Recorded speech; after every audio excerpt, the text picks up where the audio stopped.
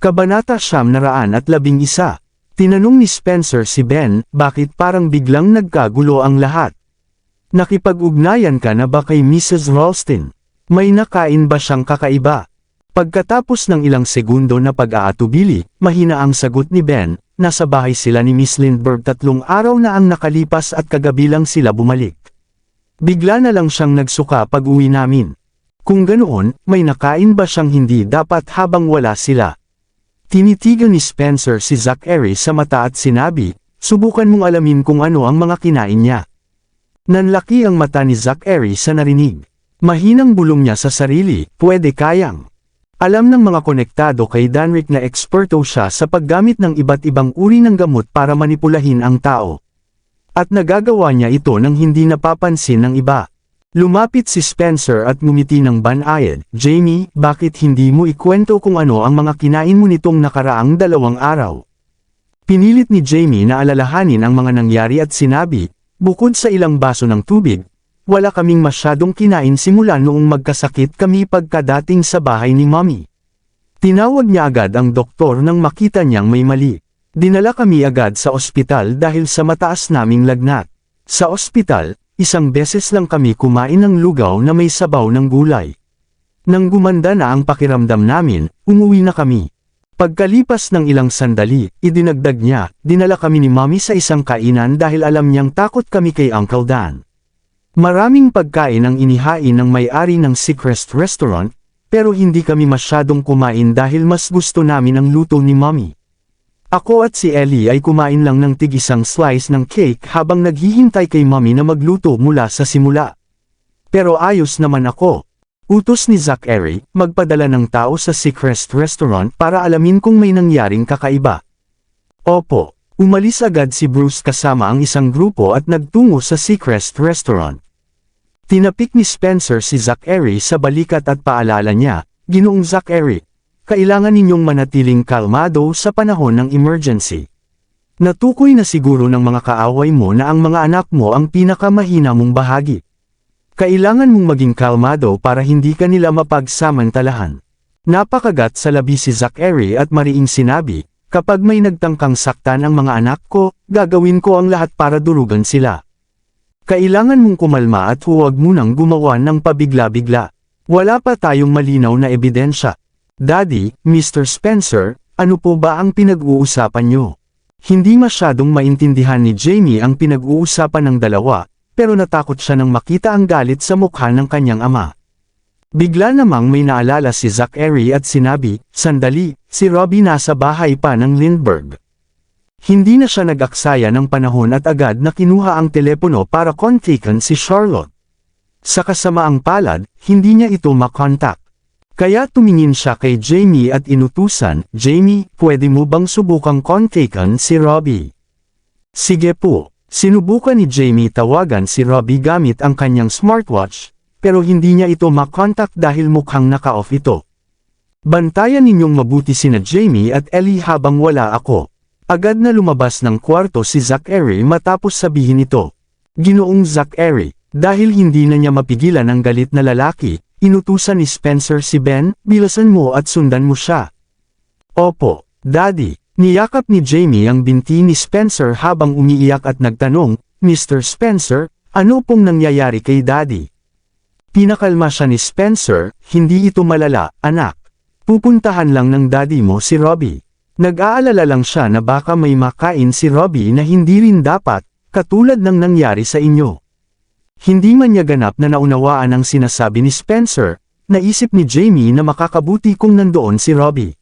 Baka may maisip itong paraan para maresolba ang sitwasyon. Hindi ko nga maingatan si Ellie o mapakalma si Daddy nang wala si Robbie. Anong gagawin ko ngayon? Sa kabila ng mahabang gabi, nagising si Charlotte mula sa kanyang tulog ng maaga para gawin ang paborito niyang dumplings ng anak. Good morning, Mr. Lindbergh. Sa sandaling ihain ni Charlotte ang mga dumpling na ginawa niya, narinig niya na magalang na bati ng kasambahay kay Danrick. Nang lumingon siya, nakita niyang basang-basa na si Danrick ng pawis. Kakauwi lang pala niya mula sa kanyang araw-araw na sesyon ng pag-eehersisyo sa umaga. Ang lalaki ay madaling takutin ng iba sa kanyang walang malasakit na hitsura, ngunit ang ngiti mula sa kanya ay ang lahat ng ito ay tumagal sa alindog ng babae. Bagamat siya ay maaaring mukhang mabait na tao, siya ay isang tao na mapagmahal sa paligid. Maaaring isaalang-alang siya ng iba na masamang tao, ngunit gagawin ng ilan na ituring siyang kanilang mesiyas. Siya ay parehong nakakatakot at maayos na iginagalang ng iba. Sinalubong ni Charlotte ng bati ang lalaki, "Morning, Danrick. Bakit hindi ka lalapit at subukan ang mga dumpling na ginawa ko?" Nakatitig sa mga plato ng dumpling sa hapagkainan, siya ay nag-announce with a gentle smirk, "I guess you're no longer the same dahil inaka na ng tatlo, ha? Si Tita Isabella noon make me a lot of dumplings as well."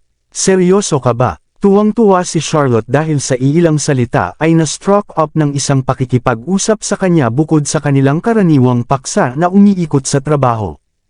On top of that, she would feel as if they were really members of a family sa tuwing dinadala niya ang mga magagandang araw na kasama niya ito na parang ina. Pinaramdam nito sa kanya na parang nasa bahay siya. Ang moment he joined her in the dining hall, he remarked with a smile. "Parang katulad ang mga ito sa ginawa ni Tia Isabella. Para sa akin, ha, you can't expect much kapag ngayon ko lang natutunan ang tamang paraan upang gawin ang lahat mula sa simula kagabi." Inihain niya ito ng dumpling at hinimok, "Bakit hindi ka mauna at subukan mo?"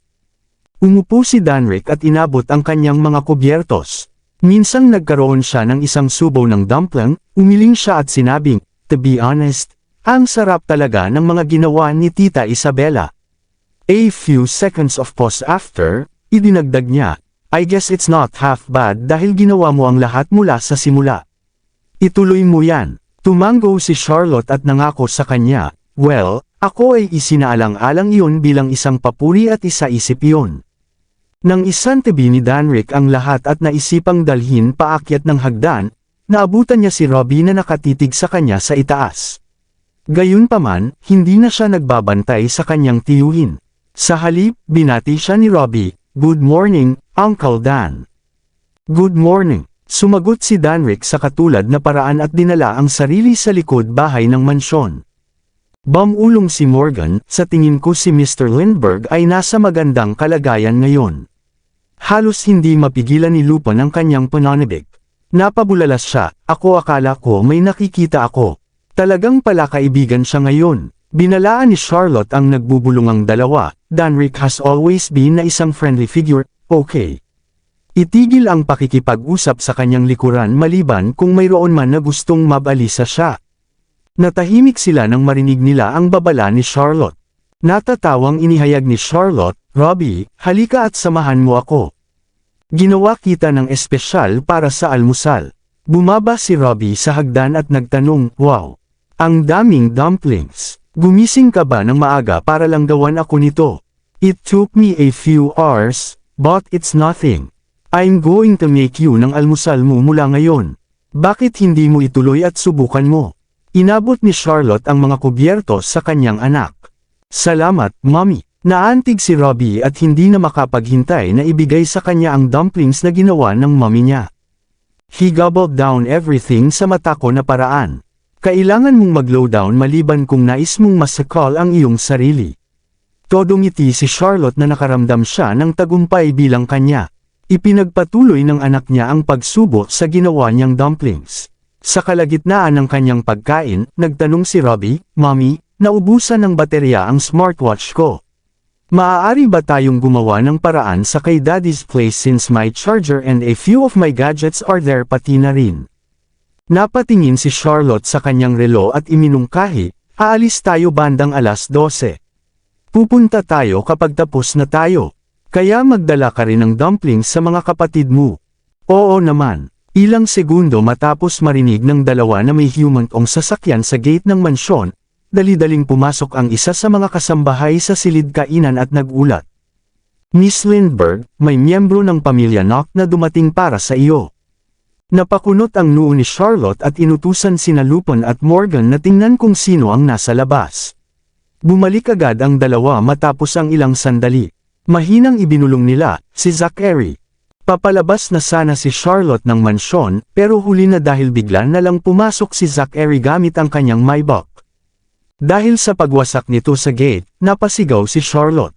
Ano bang problema mo, Zachary? Galit din si Zachary pero pinilit niyang pigilan ang kanyang sarili at ipinaliwanag. Ayaw mong sagutin ang mga tawag ko, at lagi akong hinaharang ng mga tao mo. Kaya ito lang ang naisip kong paraan para makausap ka. May sira ka na ba? Tingin ni Charlotte sa likod ng bahay sabay sigaw. Umalis ka na agad. Sa kabila ng galit niya kay Zachary, wala siyang balak humingi ng tulong kay Danrick para ayusin ang gusot nila. Dahil nasa bahay si Robbie, ayaw niyang magkaroon ng gulo sa harap nito. Nandito ako para kunin si Robbie pauwi. Nakapikit na si Zachary at pinipigilan ang sarili. Wala siyang balak makipag-away kay Charlotte. Iniisip niyang baka hindi naman ito ang may kasalanan, kahit na may nangyaring hindi maganda kay Ellie habang nasa Lindbergh residence. Ang gusto lang niya ay makuha si Robbie. Ano, umuwi na sa iyo sina Ellie at Jamie, at si Robbie naman ang kusang loob na gustong manatili sa akin. Bakit hindi mo kayang igalang ang desisyon niya? Gayun din, nakapikit si Charlotte at pinipigilan ang sarili. Ayaw din niyang makipagbangayan sa harap ni Robbie. Kinuha na nga niya sina Jamie at Ellie. Ngayon gusto pa niyang kunin si Robbie. Akala ba niya siya ang nasusunod sa lahat? Si Robbie lang ang iniisip niya. Kaya muling sinabi ni Zachary, kakausapin kita sa ibang araw. Pero ngayon, hayaan mong isama ko muna si Robbie. Inaakala mo ba na ibibigay ko siya sa'yo pagkatapos mong sumugod dito at gumawa ng gulo? Masyado na akong naging mahinahon dahil sa mga anak natin. Huwag mo akong sinusubok. Hindi na gusto ni Zachary makipagtalo pa, kaya tumalikod siya at lumakad paalis. Dahil sa inis sa asal ni Zachary, sinuntok siya ni Charlotte. Pero hindi siya kayang tapatan ni Charlotte pagdating sa laban. Naipasandal siya ni Zachary sa dingding sa loob lang ng ilang segundo. Si Ellie ay, screech. Biglang dumating ang agila at humarang kay Zachary. Walang pag-aatubili itong lumipad papunta sa kanya. Papalapit na ito nang biglang lumabas si Robbie mula sa mansyon. Daddy, mag-ingat ka. Agad na itinulak ni Zachary si Charlotte para mailigtas ito at nakaiwas siya sa atake ng agila. Nakahanda na sana siyang patayin ang agila dahil muli itong umatake. Pero sakto namang sumigaw si Robbie. Fifi, tama na. Gulat na gulat si Zachary sa anak niyang kayang kontrolin ang agila sa simpleng utos lamang. Daddy, papalapit na sana si Robbie sa kanyang ama nang may isang malamig na tinig na nagsalita. Mr. Knock, walang galang ang ginawa mong pagsalakay sa ari-arian ko. Paglingon ni Zachary, nakita niya ang isang lalaking nakasuot ng puti na papalapit mula sa likuran. Para itong halimaw mula sa impyerno. May bitbit itong ahas, at tila ba kontrolado niya ito. Nakatitig ang ahas kay Zachary, na parang biktima na sabik nitong lapain. Hindi alintana ni Zachary ang ahas, pero nabigla siya sa itsura ni Danrick, dahil kamukha ito ng kanyang anak. Biglang dumilim ang kanyang ekspresyon at naisip niyang baka nagkakamali siya ng tingin kung hindi lang niya alam na pinsan ni Charlotte ang lalaking ito. Bahagyang nagulat si Robbie sa ahas na kasama ni Danrick. Hindi niya namalayan, tumakbo na siya papunta sa direksyon ni Zachary. Ihahatid na sana ni Zachary si Robbie, ngunit sumigaw si Danrick. Tumigil ka dyan. Inihanda ng mga tauhan ni Danrick ang kanilang mga sarili at sabay tutok ng baril kay Zachary na walang kalaban-laban. Wala ang mga tauhan ni Zachary dahil sa pagmamadali niyang makarating doon. Sa kabila ng pagiging walang proteksyon, hindi siya natakot. Sa halip, matapang siyang nagtanong. Bakit hindi ka nalang pumunta? Sige at subukan mo. Nagpatuloy siya. Tinatangka mo ba akong haminin? Hindi mo ba alam na parang wala lang sa akin na alisin ka? Sa katunayan, kapag nawala ka na, wala nang susundo pa sa akin. Nagsimulang pagpawisan si Charlotte sa kaba. Alam niyang kayang gamitin ni Danrick ang kahit sino bilang scapegoat matapos makuha ang gusto. Kung lalaban si Zachary, maaaring iyon na ang huling pagkakataon niyang makita ito. Kaya naman pilit niya itong pinapaalis sa lugar.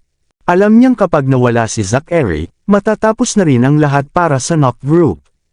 Higit pa riyan, hindi na mapipigilan ng Lindbergh Corporation sa pagpapalawak ng kapangyarihan sa mundo ng negosyo. Sa palagay mo ba madali lang targetan ang pamilya Knock? Hindi mo ba alam na ang HCT ay teritoryo ko? Mas kaunti pa sa 50 ang kasama mong tao. Kapag hindi ako nakalabas dito sa loob ng 10 minuto, sasalakay na ang mga tauhan ko sa compound at buburahin ka kasama ng mga tauhan mo. Gusto mo bang hintayin natin kung sino ang magwawagi sa dulo? Nakangiting tanong ni Danrick. Anong pakialam ko kung mamamatay ka naman?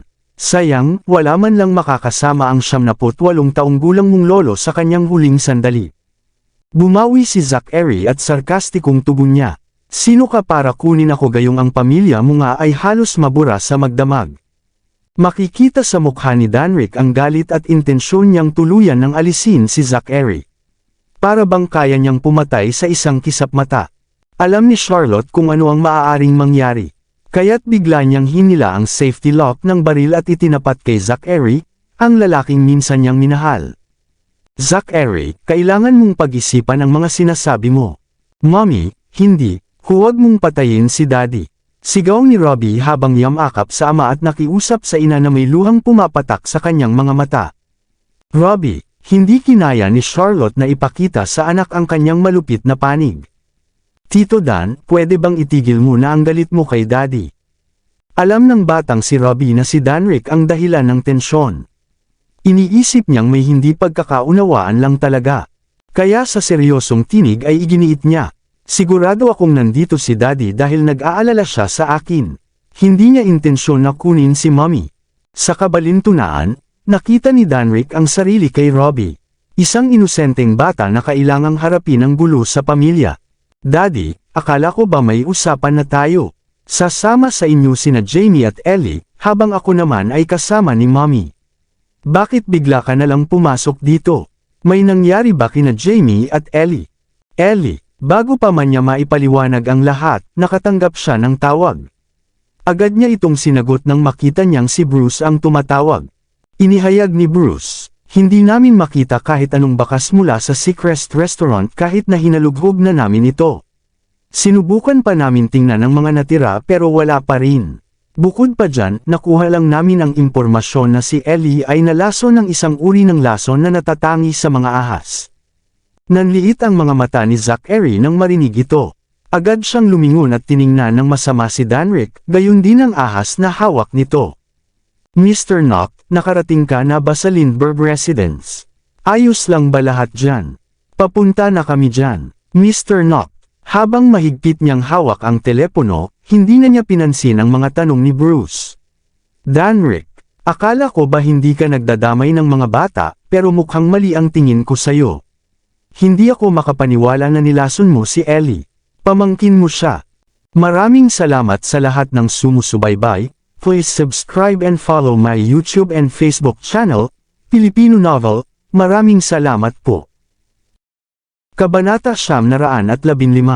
Halika ulit. Pinikit ni Danrick ang kanyang mga mata sa matalim na paraan. Sa sandaling naramdaman ng ahas ang tibok ng pulso ng lalaki, nagsimula itong sumirit, hudyat na hindi na ito makapaghintay na atakihin ang lalaking nasa harapan nito. Hindi makapaniwalang tinitigan ni Robbie si Zachary at inulit ang sinabi ng kanyang ama. Daddy, seryoso ka ba? Si Ellie, hindi na rin napigilan ni Charlotte ang sarili at tinanong. Ano? Paano nalason si Ellie? Anong impyerno ang nangyayari? Si Ellie ay kasalukuyang nasa ICU. Sinabi sa akin ng mga taga-ospital na ang lason na natagpuan sa kanyang katawan ay galing sa makamandag na ahas. Sino pa ba kundi si Danrick? Ano? Imposible. Nanghina si Charlotte. Lumingon siya at tinitigan ang ahas na kasama ni Danrick. Totoo namang espesyalista si Danrick sa mga lason mula sa mga ahas, pero natawa si Danrick at nagtanong.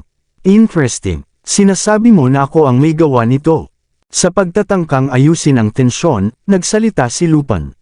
Hindi. Kahit gusto niyang kunin ang kahit sino, hindi kailanman gagawa si Mr. Lindbergh ng ganito. Lalo pat mahal na mahal niya ang mga pamangkin niya. Ito ay, tumahimik ka. Pinigilan siya ni Danrick at tumitig kay Zachary. Dahil inaakusahan mo ako sa isang bagay na hindi ko ginawa, sa palagay ko kailangan kong patunayan na tama ka. Teka, Danrick, hindi na natapos ni Charlotte ang kanyang sasabihin dahil biglang inihagis ni Danrick ang ahas papunta kay Robbie. Sa sobrang gulat, nanigas si Robbie sa kinatatayuan niya habang lumalaki ang kanyang mga mata. Robbie, nais ni Charlotte na sumugod at protektahan ang anak, pero itinulak siya ni Zachary palayo dahil kapos na sila sa oras. Hinawakan ni Zachary ang ahas, ngunit hindi niya ito napatay agad. Sa huli, kinagat siya ng ahas bago niya ito nasakal. Ipinagkibit-balikat ni Zachary ang ahas at tinangkang ihagis ito pabalik kay Danrick, ngunit nanghina siya agad. Lumabo ang kanyang paningin at halos hindi na makatayo ng walang tulong. Zachary, huminto ka sa paggalaw. Ang lason ay kakalat sa katawan mo kapag gumalaw ka pa. Daddy, agad na lumapit si Robbie para alalayan ang kanyang ama. Lumingon siya at sinigawan si Danrick na puno ng galit. Napakasama mong tao, bakit mo sinaktan ang daddy ko? Kumikislap sa kawalan ng pag-asa ang mga mata ni Danrick, ngunit sandali lamang ito. Natarante siya, sabay tanong. Bakit hindi siya sasaktan kung hindi naman niya ako inaakusahan ng hindi ko ginawa? Ngumiti siya ng mapait at sarkastikong nagtanong. Masasabi mo pa ba ang pagkakaiba? Hindi ako umaasa sa hindi matukoy na bagay para lang manakit. Ikaw, hindi na natapos ni Zachary ang kanyang salita nang bigla siyang himatayan sa harap ng lahat. Agad na lumapit si Charlotte at napahagulgol. Nakiusap siya kay Danrick. Danrick, ibigay mo na lang sa kanya ang antidote. Please. Tiningnan siya ni Danrick ng masama at nagtanong. Nawala ka na ba sa isip mo? Bakit mo pa siya ipinagtatanggol gayong puro pasakit lang ang dinala niya sa'yo? Dan, hindi na siya pinatapos ni Danrick. Tumalikod dito at nagmarcha pabalik ng mansyon, sabay utos sa malamig na tono. Alisin mo siya kaagad sa paningin ko. Mahinang iniutos ni Charlotte kay Lupin. Bilasan mo at kunin mo ang gamot ko. Miss Lindbergh, nawala ka na ba sa isip mo? Hindi mo ba alam na nakasalalay ang buhay mo sa? Pumunta ka lang at kunin ito. Ulit ni Charlotte pero hindi siya nagtaas ng boses, sa takot na baka makatawag pansin kay Danrick. Mabilis na pumunta si Lupin sa kwarto ni Charlotte at bumalik na may dalang bote ng misteryosong solusyon. Nang ipapakain na ni Charlotte kay Zachary ang solusyon, narinig nila ang ilang sasakyan na huminto sa labas. Tinulungan niyang makatayo si Zachary at sinubukang ilabas siya ng mansyon habang si Robbie ay nasa tabi nila. Biglang may lalaking nagsalita mula sa likod sa malamig na tono. Hindi ko pinapayagan si Robbie na umalis sa compound. Nagkatinginan sina Charlotte at Robbie, at napagdesisyunan nilang ibigay si Zachary kay Bruce, na sa wakas ay dumating na rin. Agad na kinuha ni na Bruce at ng mga kasama niya ang kanilang mga baril nang makita nilang seryoso ang kalagayan ni Zachary. Mabuti pa siya ngayon, pero natatakot ako na hindi na iyon ang kaso kapag may pumutok sa inyo at nagsimula ng isa pang laban. Bilasan niyo at isugod niyo siya sa ospital. Agad na binigyan ni Bruce ng paunang lunas si Zachary at dali-daling isinugod sa ospital. Nakatawag na siya kay Reyna habang nasa daan. Pagsapit nila sa ospital, naroon na sina Ben at Reyna na sabik at naghihintay sa may pasukan. Mabilis silang lumapit kay Zachary at nagsalitang hindi maunawaan. Nalason siya, bilasan niyo at gamutin niyo agad. Singhal ni Bruce, nabutil-butil na ang pawis sa noo. Anong nangyari tanong ni Ben na halatang balisa? Nagkita si Ginoong Noct at si Ginoong Lindbergh nang sunduin niya si Robbie. Nagkaroon sila ng alitan sagot ni Bruce na halatang inis. Bakit kasi hindi kayo sumama sa kanya? Bakit niyo hinayaang pumunta siyang mag-isa? Bigla siyang umalis at kailangan naming bantayan si Binibining Elisa rito. Malalim ang buntong hininga ni Ben bago nagsalita ulit. Pero hindi ito ang tamang oras para magtalo. Magdasal na lang tayong sana ay maging ayos si Ginoong Noct. Agad sinimula ni Reyna ang paggagamot kay Zachary. Nang malaman ni Spencer ang kondisyon ni Zachary, labis siyang nabahala. Sa mga oras na iyon, nasa alanganin na kalagayan ang pamilyang Noct at binabagabag ng problema mula sa loob at labas. Kapag may nangyari kay Zachary, tiyak na magiging matinding dagok ito para sa buong pamilya. Pagkatapos ng press conference kanina, marami pang isyong kailangang ayusin ni Zachary. Kung hindi siya makakapagpakita sa publiko, baka magsimulang magduda ang iba at kumalat ang chismis. Kaya kailangan ni Zachary na gumaling agad. Utos ni Spencer na tumulong ang ilan sa mga eksperto mula Kindness Hospital kay Reyna. Bukod pa roon, pinaalalahanan niya si Ben na huwag ipaalam sa iba ang nangyaring insidente kay Zachary. Kasabay nito, paulit-ulit niyang pinaalalahanan ang mga kasama na panatilihing kalmado ang mga ulo at huwag basta-bastang magpadala sa emosyon. Hindi sila pwedeng magpabaya, dapat handa sila sa anumang posibleng hadlang. Habang magulo sa ospital, nagkaroon din ng aberya sa Northridge. May nabasag si Robbie sa sahig. Isa pala iyon sa paboritong antigo na tsarera ni Danrica na napakahalaga at napakamahal. Maging ang mga kasambahay ay maingat na maingat sa paglinis nito, takot na magasgasan man lang. Sa pagkakita ng mga basag na piraso sa sahig, namutla sina Lupin at Morgan, na hindi makahinga sa kaba. Samantala, abala si Danric sa pag-aalaga ng mga halaman sa likod bahay. Kita ang kanyang matangkad at payat na katawan mula sa disenyo ng kahoy na harang. Sa kabila ng lahat, hindi siya nagalit kay Robbie kahit pa nasira ang kanyang paboritong tsarera. Masamang tao ka, bitawan mo ako. Kailangan kong pumunta sa ospital para bisitahin si Daddy at si Ellie. Hindi mo ako anak kaya wala kang karapatang ikulong ako rito. Matigas pa rin ang loob ni Robbie kahit na namumuuna ang luha sa kanyang mga mata. Robbie, hindi ka dapat ganyan. Agad na saway ni Charlotte sa anak. Mommy, hindi ka ba nag-aalala kay Ellie? Nasa ICU siya ngayon, garalgal na ang boses ni Robbie habang nagpigil ng iyak. Sa narinig, bumilis ang tibok ng puso ni Charlotte at halos mapaluhan na rin. Siyempre, nag-aalala siya kay Ellie. Pero alam niyang hindi niya ito maaaring makita ngayon. Sigurado siyang pinabantayan ng pamilya Noct ang ospital at sinisikap nilang ilihim ang nangyari kay Zachary.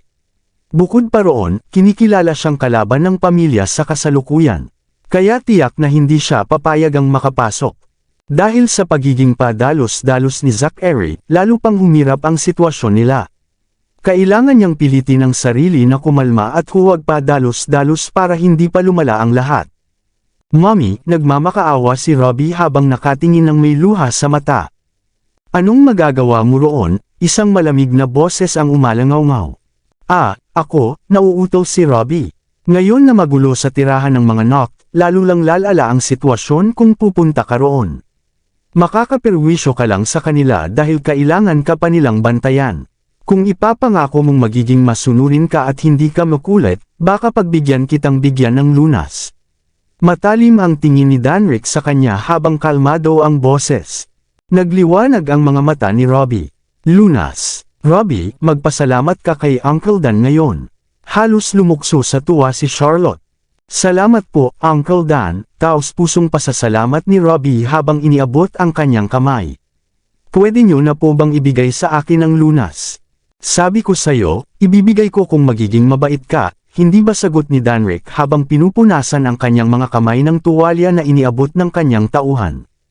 Halika sa silid-aklatan ngayon. Tumango si Charlotte kaya sumunod si Robbie kay Danric papunta sa silid-aklatan ng walang reklamo. Ang silid ay maputi at malinis, at may kakaibang dating na nakakapagbigay ng katahimikan at ginhawa sa loob. Kinuha ni Danric ang isang tablet at iniabot ito kay Robbie. Matagal ko nang sinusubukang alamin ang sistema ng app na ito pero hanggang ngayon, hindi pa rin ako makausad. Tignan mo nga, kapag naayos mo, ibibigay ko sa iyo ang lunas. Kinuha ni Robbie ang tablet at tiningnan ang app. Tinaas niya ang kilay at nagsalita ng casual. Madali lang ito. Pero bago niya ayusin, bigla siyang natigilan. Teka lang, parang kamukha ito ng bagong system ng Divine Corporation. Kapag inayos ko ito para sa iyo, hindi ba't magiging banta ito sa kanila? Hindi ko inakala na pamilyar ka sa pinakabagong teknolohiya ng system ng Divine Corporation. Gulat na sagot ni Danric. Siyempre alam ko, kabisado ko halos lahat ng app ng Divine Corporation. Lagi naman akong tumutulong kay Daddy sa trabaho niya, biglang napahinto si Robbie nang maramdamang napasabi siya ng sobra. Kinukulong mo ba ako rito para gamitin laban sa Divine Corporation? Ngumisi si Danric. Nakakagulat ka talaga, hindi ko na kinuwestiyon kung matalino ka. Pero ngayon lang ako tuluyang naniwala na isa kang henyo. Hindi ko kailanman ipagkakanulo si Daddy. Mariing sagot ni Robbie habang nakakunot ang noo. Akala ko ba gusto mong iligtas siya? Balik ni Danric sabay taas ng kilay at ngisi. Ako, napayuko si Robbie, nalitong-lito. Tumingin sa relo si Danrick at nagbabala.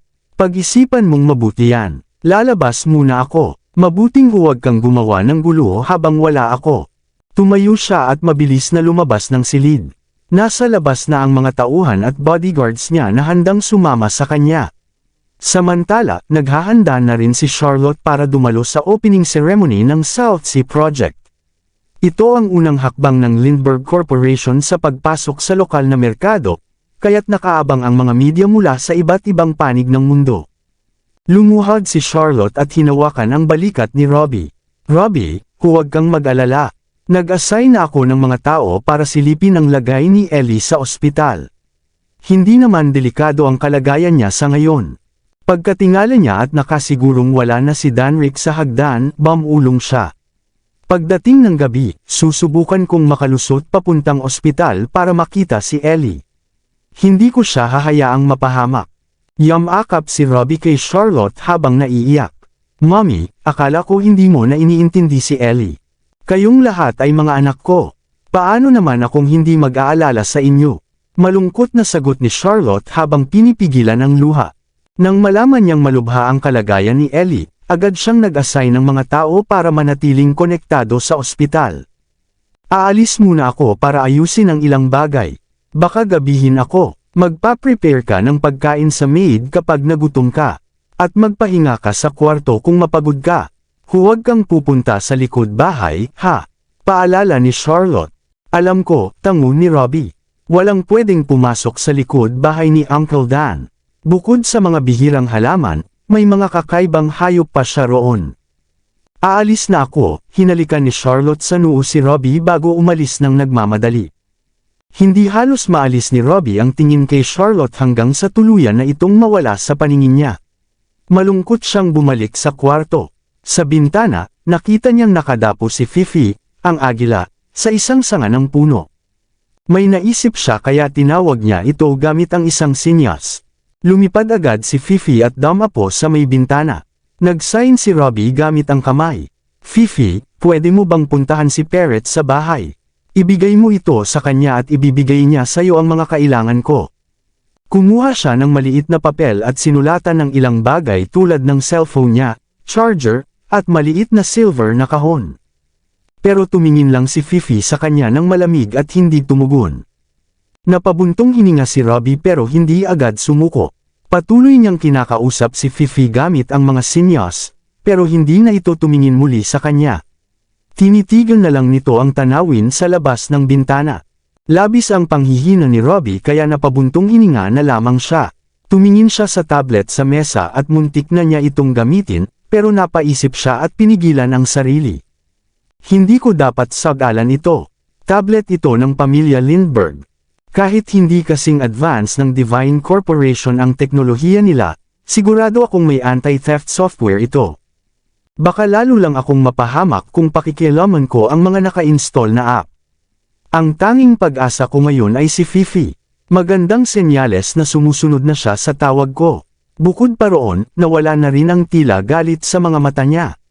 Kailangan ko itong samantalahin para masanay siya sa utos ko. Naniniwala akong darating ang panahon na maiintindihan niya rin ang mga salita ko tulad ni Little Fifi. Kapag nangyari iyon, pwede ko na siyang utusan. Muling nabuhayan ng loob si Robbie sa pag-iisip na iyon. Ang unang hakbang ng Lindbergh Corporation matapos pumasok sa lokal na merkado ay ang pagpirma ng kontrata para sa South Sea Project. Mula nang mapanalunan ni Charlotte ang bidding sa teritoryo ng dagat sa halagang 30 bilyon, inabot sila ng mahigit isang buwan para maghanda. At ngayon, dumating na ang araw ng pinakahihintay na pagbubukas ng proyekto. Mahigit 700 media agencies mula sa iba't ibang panig ng mundo ang inaasahang makikiisa sa opisyal na pagsisimula ng napakalaking proyekto. Ang engranding seremonya ay gaganapin sa South Sea Hotel sa ganap na ika-2 ng hapon.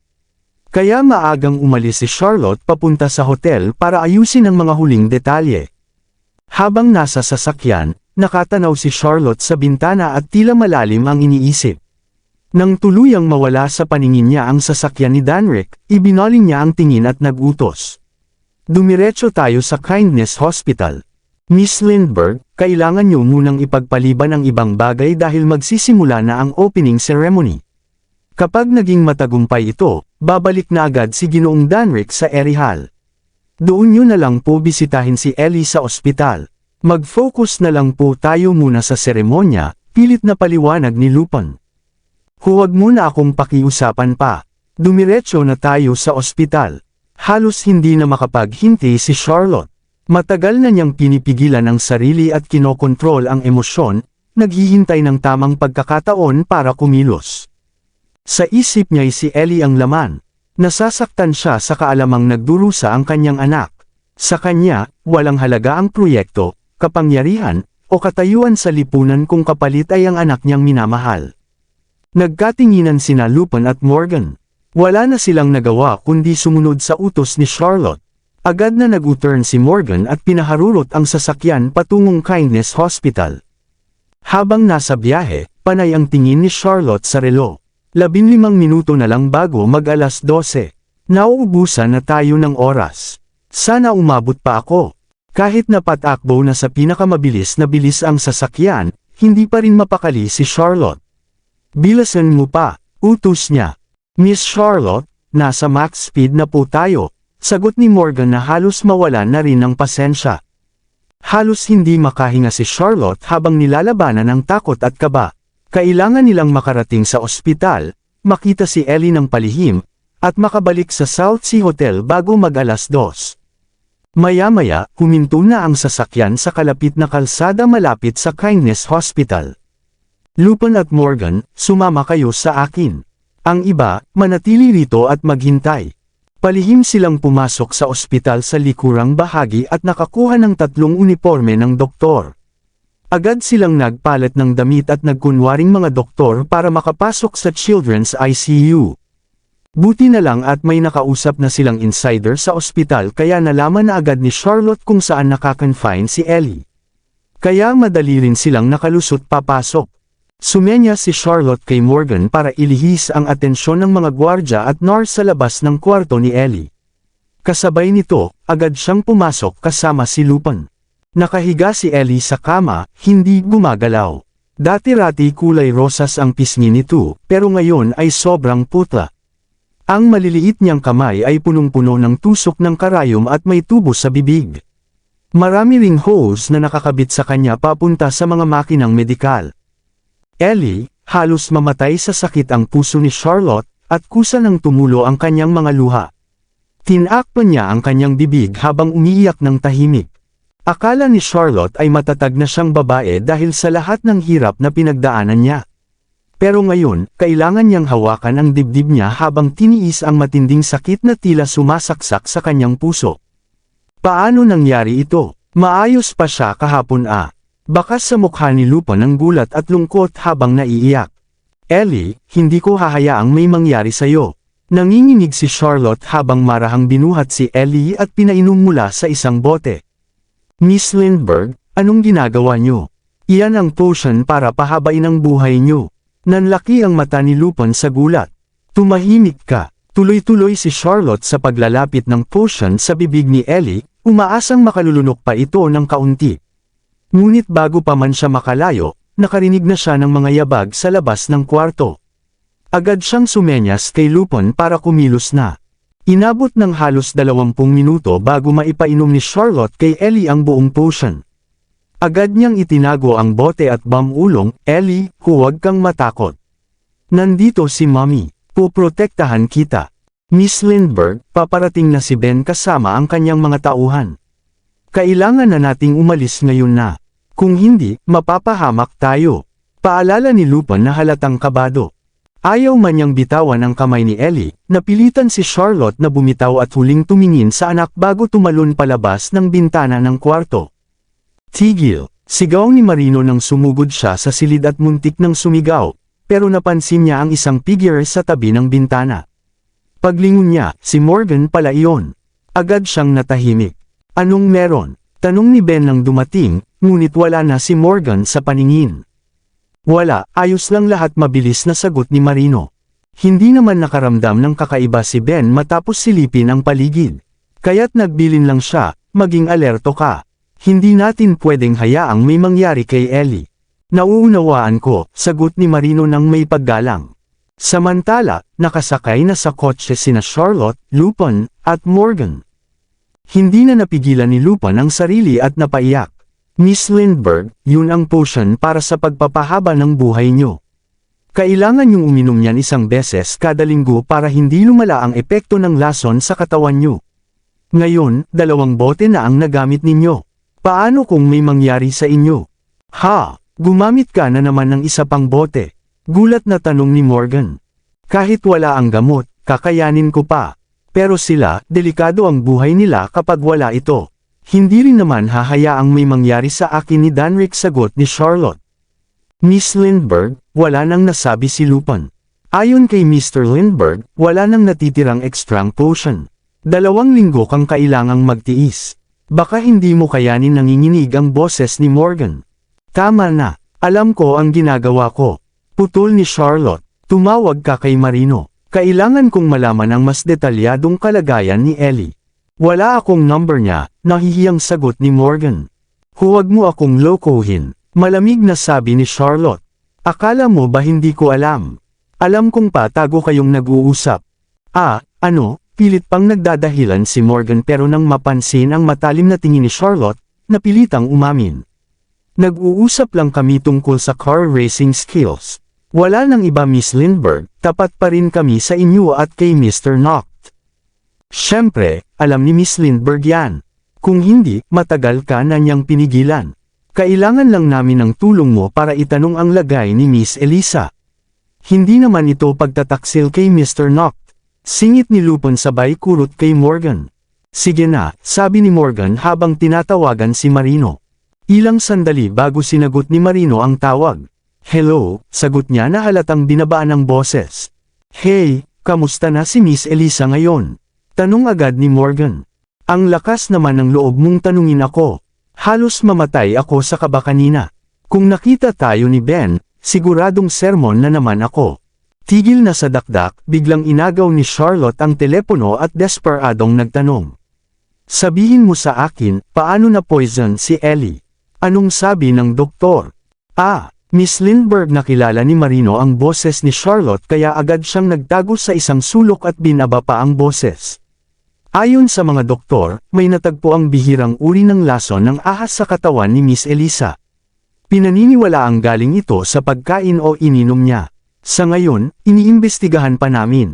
Pero, babuka pa sana si Charlotte nang bibig nang bigla nilang marinig ang sigaw ni Ben. Marino, anong ginagawa mo? Halika rito agad. Paparating na. Mabilis na sagot ni Marino habang patakbong lumapit. Ben, bakit? Gusto kong pamunuan mo ang ilang tao para sunduin si Dr. Felch mula Phoenix City.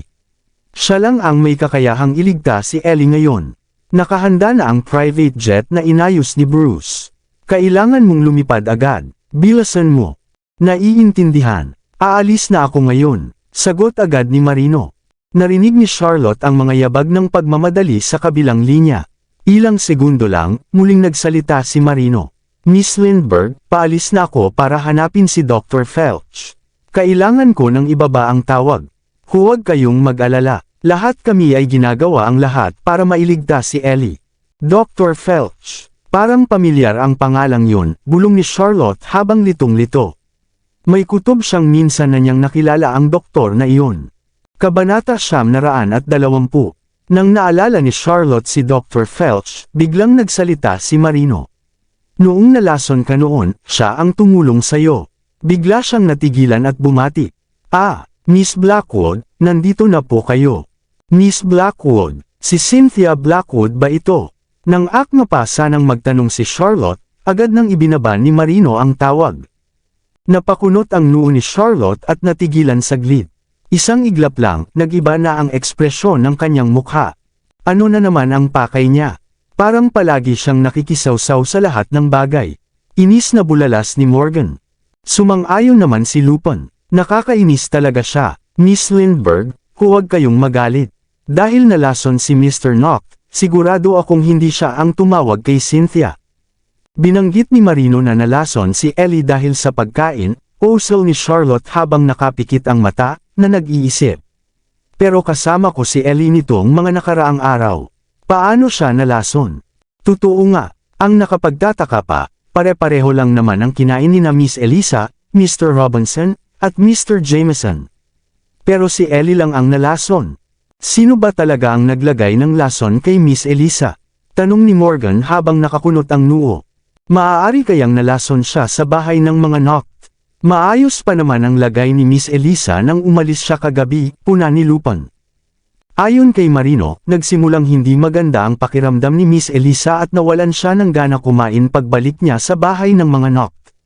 Pumunta na rin sila sa Seacrest Restaurant para maghanap ng ebidensya pero wala silang nakita, dagdag ni Morgan. Seacrest Restaurant. Kung tama ang tanda ko, doon lang kumain si Ellie bago siya nagsimulang makaramdam ng masama. Kung dahil nga sa pagkain, sigurado akong doon siya nalason, malalim na analisa ni Charlotte. Sa sandaling iyon, sumagi agad sa isip niya si Cynthia. Wala mang konkretong ebidensya, malakas ang kutob niya na may kinalaman ang babae sa nangyari kay Ellie. Morgan, pumunta ka na ngayon din sa Seacrest Restaurant at magsagawa ng masusing pagsisiyasat. Huwag mong palampasin ang kahit anong surveillance footage. Utos ni Charlotte. Nauunawaan, Miss Lindbergh, sagot ni Morgan na may paggalang. Ilang sandali pa, huminto na ang sasakyan sa gilid ng kalsada. Bumaba si Morgan kasama ang ilang tauhan, lumipat ng sasakyan, at agad na umalis. Samantala, patuloy na tumatakbo ang sasakyan ni Charlotte patungong South Sea. Sinubukang pakalmayan ni Lupin si Charlotte. Miss Lindbergh, huwag po kayong mag-alala. Pagkatapos ng opening ceremony, sasamahan ko po kayong bumalik sa ospital para makita si Miss Elisa. Sigurado akong may makikita ring lead si Morgan. Hindi ko hahayaang may mangyari pa ulit sa pamilya ko. Nangako na akong paprotektahan ko sila. Matatag na sabi ni Charlotte habang nakatanaw sa labas ng bintana. Hindi man makapagsalita si Lupin, ramdam niya ang kaba. Tahimik na lamang siyang nagdasal na sana'y maging maayos ang lahat. Samantala, hinarang ni Marino sina Taylor at Cynthia sa ospital. Nauna na siyang nagpaabot ng balita kay Ben. Maya-maya, dumating na si Ben at magalang na nagsabi, Mr. Blackwood, Miss Blackwood, ikinalulungkot ko po pero ayaw pong makipagkita ni Mr. Noct kahit kanino sa ngayon. Narinig naming nalason si Zachary, kaya nandito kami para tumulong. Marunong si Cynthia ng traditional Chinese medicine at maaaring makatulong siya, paliwanag ni Taylor na tila tapat. Paanong nalaman ninyo yun? Kunot noong tanong ni Ben. Diyos ko, sekreto ito ng pamilya Noct, paano nila ito nalaman? Ako ang tumawag sa kanila at humingi ng tulong, biglang lumabas si Spencer. Mr. Spencer, bati ni Ben at agad siyang tumabi na may paggalang. Dagdag pa ni Spencer na tila walang emosyon, hindi sila itinuturing na iba. Hangang-hanga si Mr. Henry sa galing ni Cynthia sa medisina. Sa ngayon, parehong malala ang kondisyon ni na Mr. Zachary at Ellie, at walang doktor na makalunas sa kanila. Wala namang mawawala kung papayagan natin siyang subukan. Pero, tangkang salungat ni Ben. Ben, hayaan mo akong subukan. Naniniwala akong kaya kung alisin ang lason kina Zachary at Ellie, pinahiwatig ni Cynthia gamit ang sign language. Napaisip si Ben. Masyado nang maraming nangyari nitong mga nakaraang araw kaya hindi niya maiwasang magduda kay Cynthia. Kahit walang matibay na ebidensya laban sa kanya, ipinangako niya sa sarili na hindi siya magiging kampante hanggat hindi ito nalilinis sa anumang hinala.